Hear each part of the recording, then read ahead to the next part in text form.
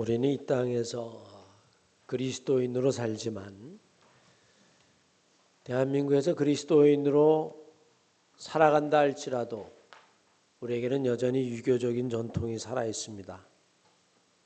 우리나라에서는 여전히 부모와 자식 간의 관계를 천륜이라고 이야기하죠. 이것이 비단 유교의 가르침은 아니라 할지라도 성경은 우리를 하나님과의 관계에서 아버지와 자녀라고 하는 부모의 유비를 가지고 설명을 합니다. 주님이 우리에게 가르치신 기도문, 주기도문에도 하늘에 계신 우리 아버지 이렇게 시작합니다. 목자들은 이것이 아버지라고 하는 것이 너무나 가부장적이다라고 하는 비난을 염두에 둔다 할지라도 사실 부모 없이 이 세상에 오는 사람이 없다면 부모와 자식 간의 이 유비는 남자냐 여자냐의 문제를 떠나서 아마 이 세상에서 가장 적합한 은유가 아닐까 그렇게 생각합니다. 하나님과의 우리의 사이는 아버지와 자녀, 마치 이 땅의 부모와 자식 간의 관계와 동일하다는 거죠. 안타까운 것은 우리가 사는 세상이 점점 이런 천륜들이 무너져 가고 있다는 이야기입니다. 부모가 자녀를 학대하는 일이 이제는 다반사가 되어서 언론의 보도가 되어도 사람들이 그리 놀라지 않는 세상이 되어버리고 말았어요. 그 역도 마찬가지입니다. 자녀가 부모를 학대하고 폭행하는 일들이 천륜이 무너지는 일들이 아버지와 자녀라고 하는 하나님 아버지와 자녀의 관계를 비유하는 일들이 무너져 버리고 말았습니다. 어찌 부모가 자식을 학대할 수 있으며 어찌 자녀가 부모를 폭행할 수 있겠어요? 그러나 우리는 그런 일이 벌어져도 이제는 더 이상 놀라지 않습니다. 오늘 본문 말씀에 부모를 공경하라라고 하는 이야기도 있고 자녀들에게는 순종하라라고 하는 이야기도 있습니다. 이 두 가지의 말씀은 동전의 앞뒤와 같아요. 여러분과 저는 자녀이기도 하면서 동시에 부모이기도 하기 때문입니다. 모든 자녀는 부모를 가지고 있고 부모는 동시에 자녀를 품고 있죠. 자녀는 무조건 순종하라라고 하는 이야기는 아니면 부모니까 무조건 공경하라라고 하는 이야기는 얼떨떨면 맞는 이야기지만 생각해 보면 그것이야말로 내용이 없는 이야기입니다. 왜냐하면 부모의 행동이 공경받지 못할 만큼 안 좋을 때도 있고 또 반대로 자녀가 부모에게 순종하지 않을 만큼 그런 못된 자녀들도 보기 때문이죠. 우리들은 누구나 결혼하면 아이를 낳게 되어지죠. 그리고 그 아이를 낳는 순간 우리는 부모가 되어집니다. 그런데 생각해 보면 이 부모가 된다라고 하는 것이야말로 세상에서 가장 어려운 일 가운데 하나예요. 자녀를 자녀답게 잘 기르는 것도 쉽지 않지만 그 자녀는 끊임없이 부모를 보면서 배우기 때문입니다. 여러분들 자녀에게 너는 내 인생을 본받고 나를 닮는 자녀가 되라. 여러분 그렇게 이야기할 자신이 있습니까? 여러분의 자녀가 나처럼 살았으면 좋겠다.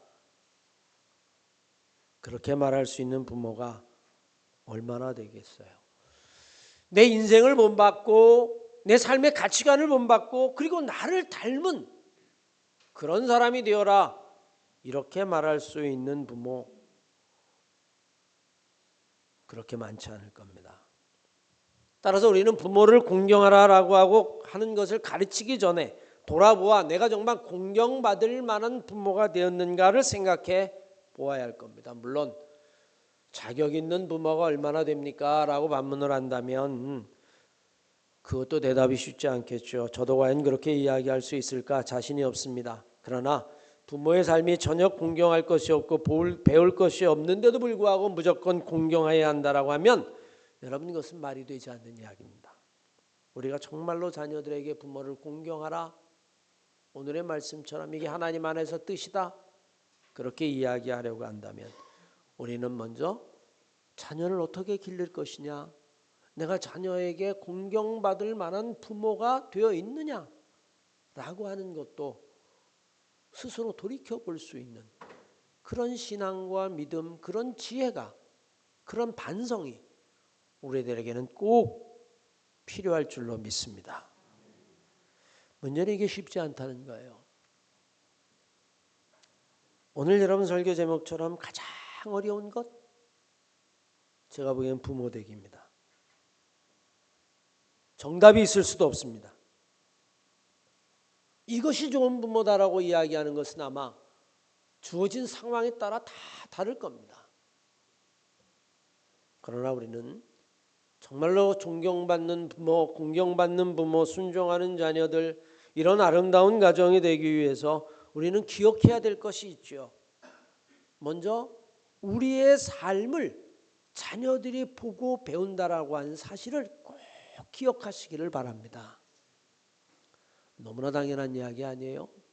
그런데 여러분, 보통 부모들은요, 자녀들이 어려서 내가 하는 이야기를 잘 모를 거야, 내가 하는 행동은 잘 모를 거야, 이 말의 의미는 잘 모를 거야, 애가 어리니까, 그래서 우린 여러분 무의식적으로 내가 하고 싶은 말을 하거나 내가 하고 싶은 행동을 하거나, 그래서 어리니까 모를 거라고 생각하는 경우가 얼마나 많은지도 모릅니다.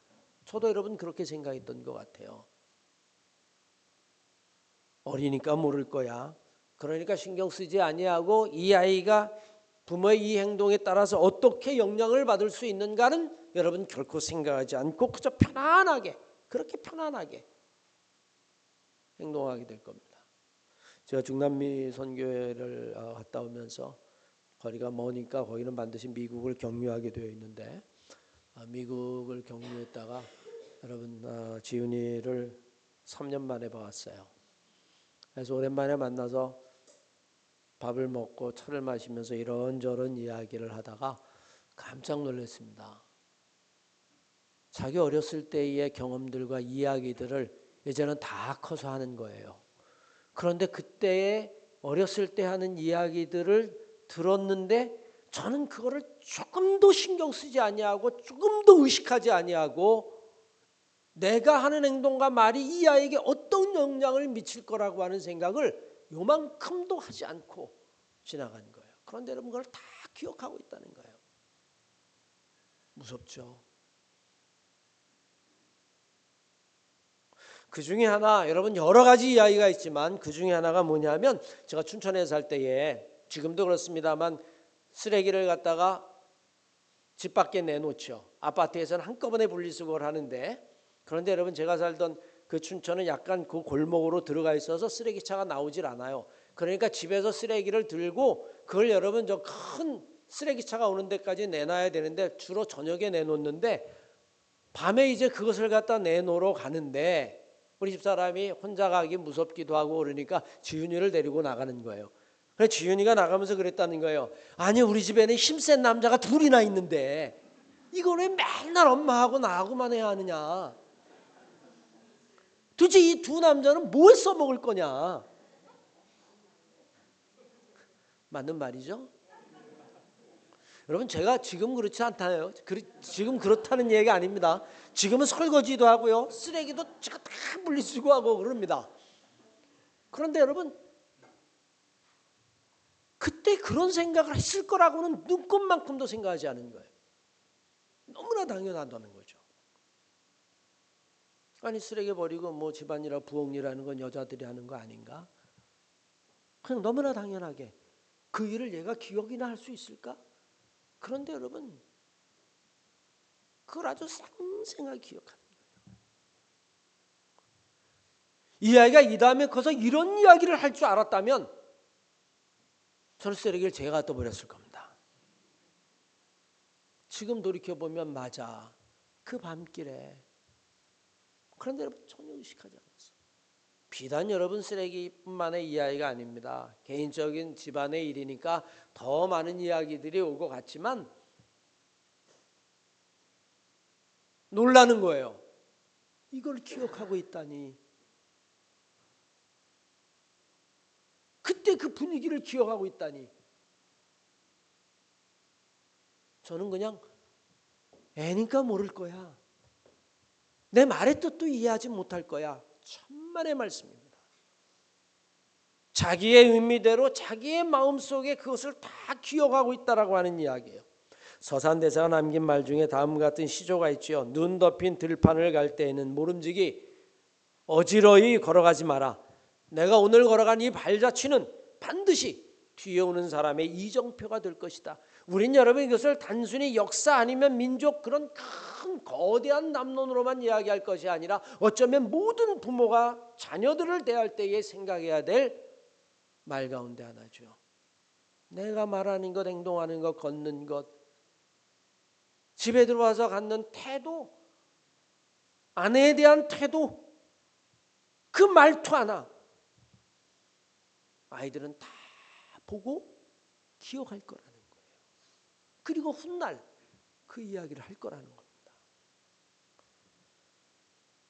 내가 사는 인생이 과연 우리 아이들에게 어떻게 보여질까를 생각하는 부모가 되어질 때에 우린 여러분 오늘 본 말씀 내 부모를 공경하라 라고 하는 이야기의 참 의미를 우리는 여러분 생각하게 될 겁니다. 내가 걸어가고 있는 길이 결국에는 나의 자녀들이 따라오는 길이 되어진다는 것을 알아야만 합니다. 내가 오락가락, 내가 울그락불그락, 내가 벌컥벌컥, 그것들은 여러분 자녀들 마음속에 그대로 상처가 될 수도 있어요. 왜냐하면 여러분 자녀들은 부모를 보면서 배우기 때문에 그렇죠. 주님도 우리에게 말씀하셨습니다. 누가복음 9장 23절 이하의 말씀에 보면 또 무리에게 이르시되 아무든지 나를 따라오려거든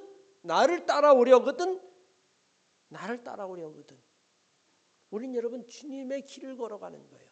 자기를 부인하고 날마다 제 십자가를 지고 나를 따를 것이니라 라고 이야기합니다. 우리는 주님의 길을 따라가는 것이고 주님이 했던 모습들을 우리는 보고 따라가는 거죠. 주님이 우리에게 보여주신 것뿐만이 아니라 우리가 공경받는 부모가 되기 위해서 꼭 기억해야 될 또 다른 마음가짐이 있다면 인생의 교훈은 말이 아니라 삶이라고 하는 사실을 반드시 기억하시기를 바랍니다. 우리는 살면서 여러분 말 잘하는 사람을 보죠. 저도 뭐 말 못하는 편이라는 이야기는 어디에서 듣지 않습니다만 말만 잘해. 말은 번지를 해. 아는 것 많아. 여러분 이게 칭찬일까요? 아니라는 것 아시죠? 말만 잘해. 그런데 뭐가 부족하다는 거예요? 그 말대로 못 산다는 겁니다. 행동이 못 따라온다는 이야기죠. 우리가 인생을 살아갈 때에 자녀들에게 줄 수 있는 교훈, 그것은 여러분 말이 아니라 삶이라는 거예요. 요한복음 1장 14절 이하의 말씀을 읽어보십시오. 말씀이 육신이 되어 우리 가운데 거하시며 우리가 그의 영광을 보니 아버지의 독생자의 영광의 은혜와 진리가 충만하더라라고 이야기합니다. 주님이 우리에게 주신 교훈은 단순히 말이 아니라고 하는 이야기입니다. 그저 입에서 나오는 말이 아니라 그 말이 육신이 되었다 이렇게 이야기합니다. 몸이 되었다는 이야기예요. 다른 말로 바꿔 이야기하면 그 말씀이 그리스도의 삶이 되었다라고 하는 이야기입니다. 하나님의 말씀을 몸으로 살았다는 이야기죠. 우리에게도 주님을 따라 사는 것이 무엇인지를 기억해야만 한다면 우리는 마태복음 16장 24절에 있는 말씀, 누구든지 나를 따라오려거든 자기를 부인하고 자기의 십자가를 지고 나를 따를 것이니라. 우린 여러분 이 말씀을 꼭 기억해야 될 겁니다. 사실 여러분 사도 바울은 사도가 되어서 예수 그리스도를 따를 때마다 늘 이걸 여러분 염두에 두었어요. 나는 그리스도를 닮는 자다 그랬어요. 난 그리스도를 따라가는 자다. 그의 행위를 닮는 자다. 그의 말을 닮는 자다. 그래서 여러분 고린도전서 4장 16절 이하의 말씀에 오면 그러므로 내가 너에게 권하노니 너희는 나를 본받는 자가 되라. 고린도전서 11장 1절 말씀에도 내가 그리스도를 본받는 자가 된 것 같이 너희는 나를 본받는 자가 되라. 여러분 그렇게 이야기합니다. 내가 그리스도를 본받는 자가 된 것처럼. 내가 그를 따라가는 자가 된 것처럼 너희도 나를 따라오는 자가 되라. 말이 아니라 삶으로. 그게 여러분 공경받을 수 있는 부모일 뿐만이 아니라 자녀에게 말하지 않아도 공경받을 수밖에 없는 길이라는 이야기입니다. 부모로서 가장 힘든 것 중에 하나가 여러분 삶으로 본을 보인다라고 하는 이야기입니다. 하지만 힘든 것만큼이나 삶으로 보여주는 것은 수만 마디의 말보다 단 한마디의 삶으로 보여주는 교훈이 더 깊이 우리의 인생에 각인된다라고 하는 사실을 우리는 결코 잊어서는 안 될 줄로 믿습니다.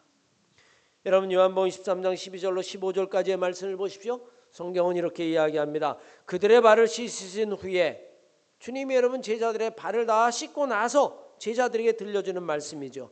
옷을 입으시고 다시 앉아 그들에게 이르시되 내가 너에게 행한 것을 너희가 아느냐? 내가 왜 발을 씻겼는지 너희들 아느냐? 그런 말씀이에요. 너희가 나를 선생이라 또는 주라 하니 너희 말이 옳도다. 내가 선생이고 주다. 그러하다. 내가 주와 또는 선생이 되어서 너희의 발을 씻겼으니 너희도 서로 발을 씻어주는 것이 옳으니라. 내가 너에게 행한 것 같이 너희도 행하게 하려 하여 본을 보였노라. 왜 발을 씻겼느냐? 보라고. 보라고. 여러분 주님이 직접 말씀하신 거예요. 보라고. 하나님의 말씀 예수 그리스도가 우리에게 말만 하셨다면 우리는 그분의 길을 따라가기 어려울 겁니다. 그런데 삶으로 보여주셨기 때문에 내 뜻대로 마옵시고 아버지의 뜻대로 되기를 원하나이다 라고 십자가를 지셨기 때문에 우리는 여러분 그 길을 그분의 길을 따라가는 거죠. 여러분 자녀를 기를 때요 이미 안 들을 때 말을 여러 번 하는 거는요 되도록이면 피하는 게 좋습니다. 왜 그럴까요? 그게 반복되면 뭐로 들릴까? 그 이야기가 잔소리로. 저는 여러분 자녀들 신방하고 볼 때 여러분 그걸 너무 많이 봤어요. 아, 또 잔소리야. 이러면 이미 여러분 그건 교육으로서의 삶이 이미 여러분 끝난 겁니다. 교육의 효과는 전혀 없어요. 그거보다는 삶으로 몸으로 보여주는 거예요. 저절로 따라하게 말입니다. 볼 게 그것밖에 없으니까. 부모의 습관은 결국에 여러분 자녀의 습관이 되어지고 자녀는 자라면서 그것을 볼 수밖에 없다라고 하는 사실이에요.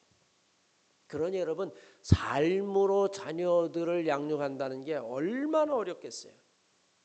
오늘날 세상에서 가장 어려운 것이 하나 있다면 그것은 여러분 아마 자녀를 양육하는 것일 것이고 그리고 여러분 그것은 참된 부모가 되는 것일 겁니다. 우린 여러분 하나님은 아버지라고 불러요. 하나님 아버지가 되기가 여러분 쉬울까요? 어려울까요? 하나님 되기가 쉬워요? 하나님 노릇하기가 쉬울까요? 어려울까요? 여러분이 만약에 하나님 노릇하기가 쉽다라고 생각을 한다면 여러분 그 신앙은 잘못된 신앙입니다. 그 마음속에는 어떤 게 깔려 있는지 알아요? 하나님은 마음대로 할 수 있다. 하나님은 모든 걸 다 할 수 있다. 내가 하나님이라면 세상에 있는 것을 다 내 마음대로 한다. 아마 여러분 마음속에 그렇기 때문에 하나님 노릇이 쉽다라고 이야기하면 그건 여러분 철저하게 잘못된 신앙이에요. 그 신앙은 여러분 폭군의 신앙입니다. 하나님은 절대로 마음대로 하지 않습니다. 만약에 하나님이 마음대로 한다라고 이야기하면 여러분 우리가 굳이 애써서 전도할 필요 없어요. 안 믿는 사람들 다 지옥에 보내버리고 믿는 사람만 남겨두면 될 거 아닙니까? 자유주의 주제 아니하고 그냥 시키는 대로만 다 로봇 만들어 놓으면 여러분 얼마나 좋습니까? 그런데 여러분 성경에 나와 있는 모든 비유를 보면 그렇지 않아요. 탕자의 비유처럼 아버지의 재산을 가지고 다 탕진한 자식 여러분 기다리고 또 기다리고 또 기다립니다. 잃어버린 양 하나를 찾는 것처럼 집 나간 양을 또 참고 기다리고 기다립니다. 하나님은 여러분 마음대로 하시는 분이 아니에요. 올마이트라고 하는 영화에 보면 여러분 뭐 영화 배우 유명한 브루스 윌리스인가요? 그 배우가 하나 나오는데 이름 잊어버렸는데 자기가 한번 하나님이 되었으면 하는 거예요. 그래서 정말 하나님이 나타나서 하나님의 권능을 다 줍니다. 그러니까 처음엔 지 마음대로 해요. 사랑하는 여자가 달을 따달라 그러니까 달을 막 땡기는 장면이 나와요. 달을 막 땡기니까 무슨 일이 벌어질까요? 막 홍수가 나고 막 지진이 나고 난리가 났습니다. 그러니까 나중에 모든 사람들이 자기에게 부탁하는 걸 들어줘야 되는 거예요. 이제 하나님이니까. 그 가운데 하나가 뭐냐면 복권에 당첨되다고 기도하는 사람이 너무 많은 거예요. 여러분들도 그 정도 기도하지 않겠습니까? 저도 해봤다고 그랬잖아요. 복권 사놓고 아침 새벽마다 그래가지고 다 당첨 그랬더니 1달러씩이야. 그랬더니 또 크게 원망이 되는 거예요. 여러분, 하나님 되기가 쉬울까요? 여러분이 원하는 모든 것들을 다 들어준다는 게 얼마나 어려울까요? 여러분들을 제대로 된 사람으로 기른다는 것 아마 여러분 가장 어려울 겁니다. 세상에서 가장 어려운 것이 있다면 그건 여러분 자녀를 기르는 일일 겁니다.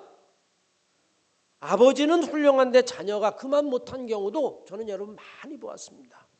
아버지는 존경받을 만한 목사입니다. 모든 사람들이 다 인정합니다. 그런데 여러분 자녀를 보면 죄송한 말이지만 망나니처럼 나가는 그런 가정도 보았어요. 저는 여러분 정반대도 보았습니다. 춘천에 있었을 때는 여러분 아버지가 매일 술꾼이에요. 그래서 여러분 부인이 나가버리고 말았어요. 그런데 큰아들이 하나 있었는데 강대 수학과를 다녔는데 사범대 강대사범대 수학과를 다녔는데 똑똑하고 아주 반듯해가지고 아이들 가회를 가르쳐가지고 용돈을 벌면 그걸 가지고 아버지 술값을 대주는 거예요. 그러니까 주변에서 막 욕을 합니다.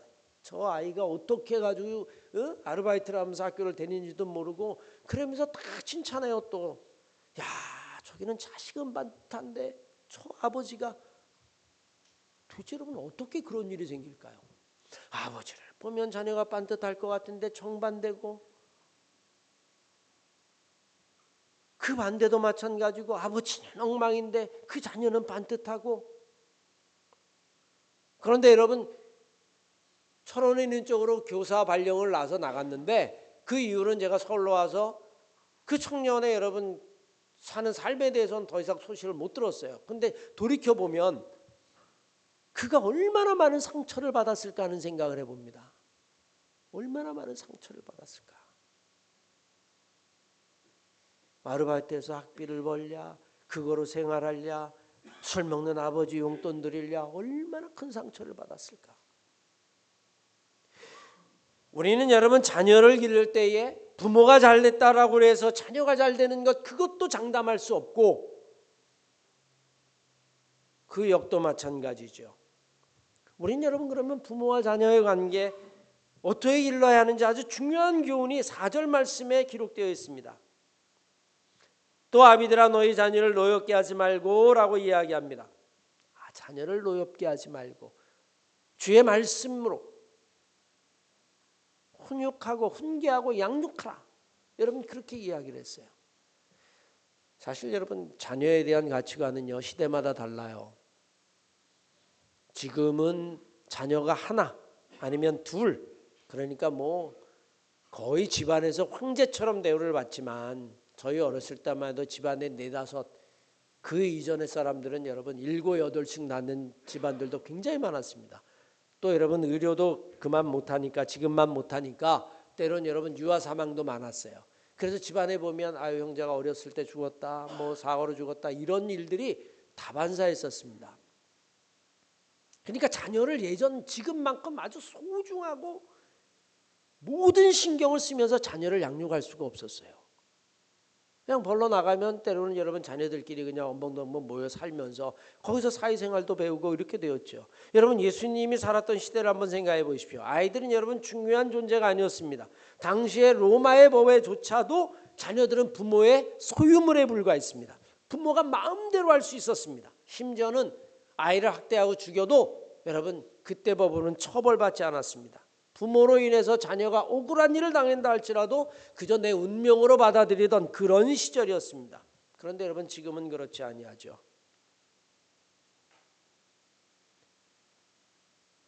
종종 여러분 외국에 있는 언론들이나 아니면 교육학자들이 대한민국에 있는 문화적 특징 가운데에 하나를 꼽으라고 이야기하면 부모가 자식에게 올인한다는 겁니다.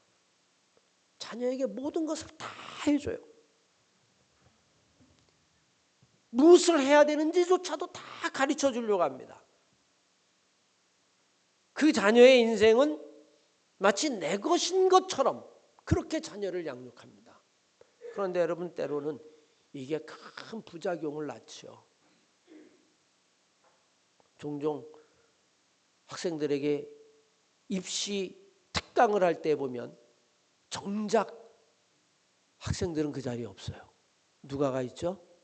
부모가 가 있습니다. 아니, 누가 대학을 가는데 본인이 대학을 가잖아. 본인이. 엄마가 가나 아버지가 가나. 그런데 여러분, 엄마가 가 있어요.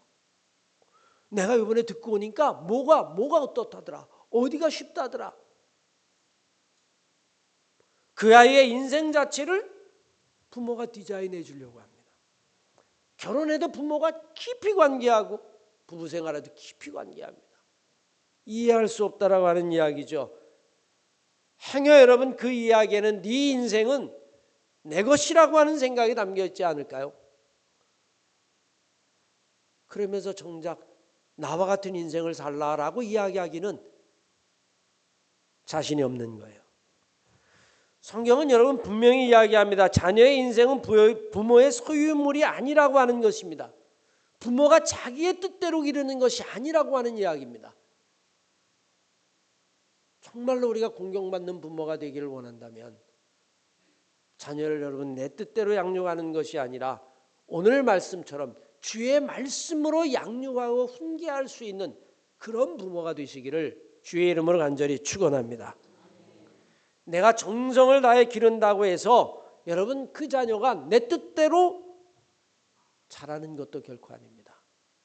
고린도전서 3장 5절로 7절까지의 말씀에 보면 성경은 이렇게 이야기합니다. 그런즉 아볼로는 무엇이며 바울은 무엇이냐? 그들은 주께서 각각 주신 대로 너희로 하여금 믿게 한 사역자들이니라. 나는 심었고 그러니까 내 거다. 나는 물 주었고 그러니까 점점 자라서 이거는 내가 기른 것이다. 그러나 오직 하나님께서 자라나게 하시느니라. 그것을 자라게 하시는 분은 하나님이라는 겁니다. 농부의 수고가 아무리 대단해도 하늘이 빛과 햇빛, 비와 햇빛과 바람을 주지 않으면 농사꾼의 수고가 무슨 소용이 있겠습니까?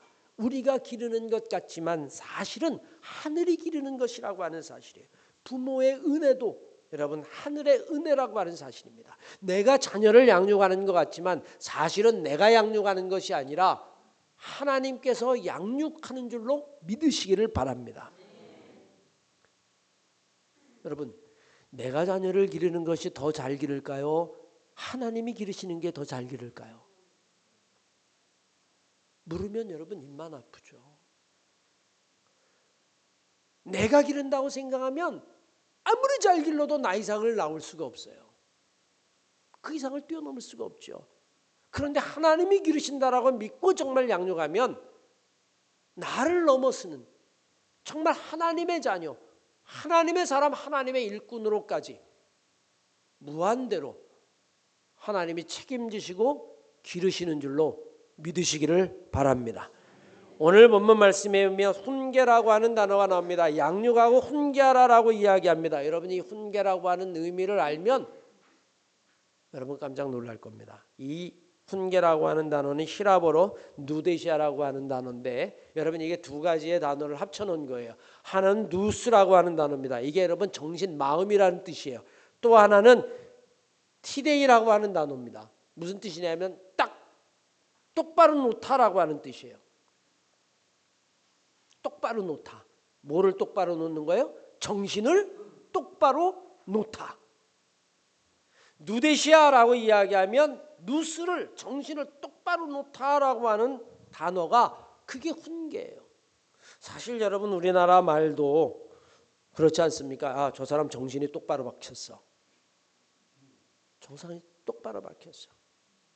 사물을 불견할 뿐만이 아니라 시련이 와도 넘어지지 않고 웬만한 유혹에 절대로 현혹되지도 않고 야, 정신이 똑바로 박힌 사람이야. 그런데 여러분 그렇지 않으면 정신 나갔어, 정신이 썩었어, 얼빠졌어, 정신 하나도 없어. 여러분, 여러분들의 자녀들이 세상을 살아갈 때에 여러분들의 자녀의 정신과 그 마음이 똑바른 자리에 제대로 놓여있는 자녀들이 되시기를 주의 이름으로 간절히 축원합니다. 그건 여러분 재물로도 되지 않는 거예요. 내가 아무리 입시를 쫓아다닌다고 해서 여러분 그게 되는 것이 아니라고 하는 사실입니다. 내가 그 아이의 인생을 디자인해주고 내가 그 아이의 인생의 목표를 심어주고 내가 그 아이의 인생을 여러분 결정해주고 그런다고 해서 그 아이의 정신이 똑바로 베끼는 것이 아니라는 거예요. 뭐로?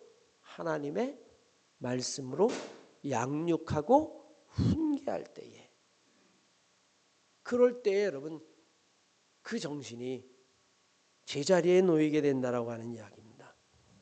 정신이 제자리에 놓이게 될 때에 우리는 부모를 공경할 수 있을 뿐만이 아니라 부모의 말에도 순종할 수 있는 자녀가 되어지는 거예요. 사랑하는 한마교회 성도 여러분, 오늘 에베소 6장 1절로 4절까지의 말씀은 자녀들에게도 주는 이야기이기도 하지만 부모에게도 주는 이야기예요. 여러분과 저는 자녀이면서 동시에 부모입니다. 사실 웬만한 분은 부모에게 공경하고 싶어도 이미 부모가 여러분 이 땅에 안 계실 겁니다.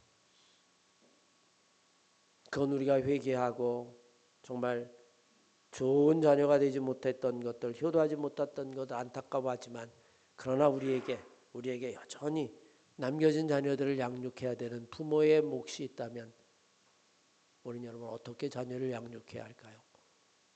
세상에서 가장 어려운 것, 그건 여러분 부모 되기입니다. 그건 하나님이 우리를 양육하는 것만큼이나 어려워요. 우리가 오늘 에베소 6장 1절로 4절까지의 말씀을 통해서 깨닫는 것처럼 정말 우리의 마음속 공경받을 수 있는 부모, 또 자녀를 하나님의 말씀으로 잘 훈계하고 양육할 수 있는 그런 부모들이 다 되시기를 주의 이름으로 간절히 축원합니다.